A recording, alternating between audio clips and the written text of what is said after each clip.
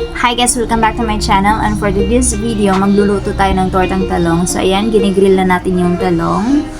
Tapos, mag-prepare din tayo ng beaten egg. 3 lang muna yung ilalagay ko. Tapos, lagyan din natin ng ground pepper. Yung available sa akin is white. So, pwede naman din black. Tapos, lagyan natin ng cornstarch para crispy siya mamaya. And then, i-beat lang natin siya ng maigi. So, ayan. By the way, sa panimpla nito guys, pwede lang naman siya ground pepper and asin. So, ako, bet ko yung, ground pepper and crispy fry.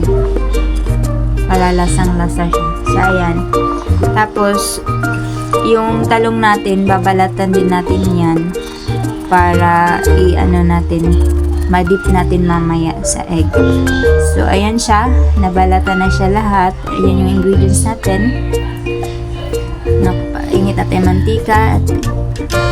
So, itong natin, i-dip na natin siya sa egg. Ayan eh.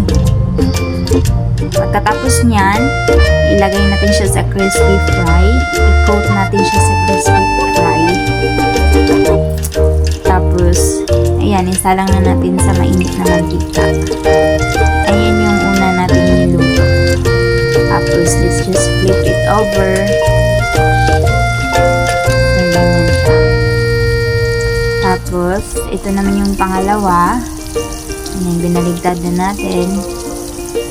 Tapos, ayan, luto na ang ating tortang talong. Let's eat, guys! Thank you for watching!